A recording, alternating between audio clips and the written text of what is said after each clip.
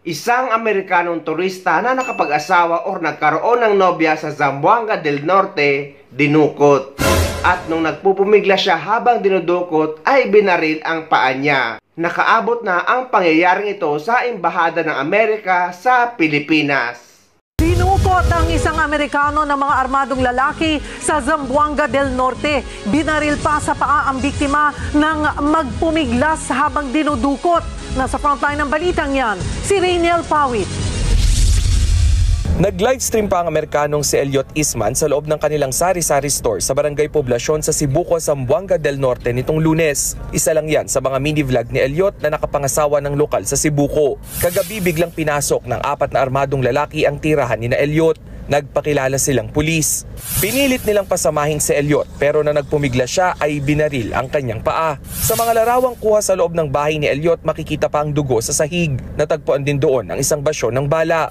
Dahil sugatan, binitbit ng mga armadong lalaki si Elliot saka isinakay sa bangka. Malapit lang sa dagat ang kanilang bahay. Base sa inisyal na investigasyon, 5 buwan pa lang na nakatira sa Sibuco si Elliot. Kaya pala isipan kung sino ang dudukot sa kanya. Wala rin daw natatanggap na ransom demand ang pamilya. Based on the background of the victim, actually lumalabas po naman, wala naman po talaga siyang known big business dito sa area. Wala din siyang known talaga na profession. Kinumpirma rin ng Bureau of Immigration na dumating sa Pilipinas si Elliot nito lang Mayo. Bantay sarado naman ng mga pulis ang misis ng biktima na nakararanas ng trauma dahil sa nangyari. Hanggang sa ngayon hinahanap pa rin si Elliot. Inaalam din kung sino ang mga dumukot sa kanya at kung ano ang motibo nila.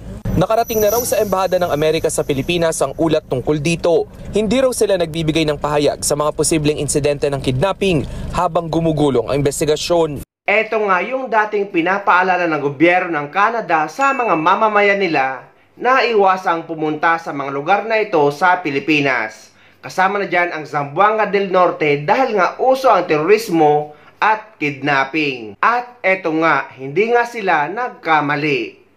Naglabas ng babala ang Canada sa kanilang mga mamamayan sa mga iiwasang lugar kung babiyahe sa Pilipinas. Sa kanilang travel advisory, pinagbabawalan nilang bumiyahe ang kanilang kababayan sa Basilan, Sulu, Tawi-Tawi, Lanao del Sur at Maguindanao.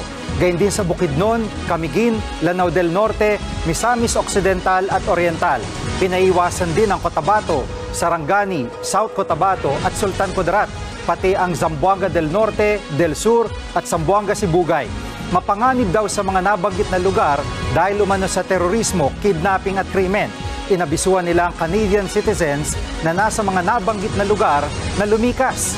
Samantala, pinaiwasan din ang non-essential travel sa Agusan del Norte at del Sur, Dinagat Islands, Surigao del Norte, maliban sa Siargao Island at Surigao del Sur.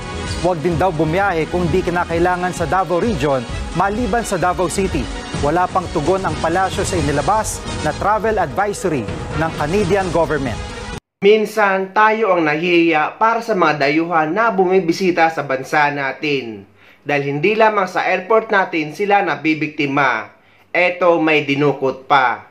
At kahit nga ang mga kapwa natin Pilipino ay takot nang umuwi sa bansa natin dahil nga sa kaliwat ka ng krimen, patayan, droga, kidnapping at iba pa. Nakakalungkot mang sabihin pero ito ang katotohanan.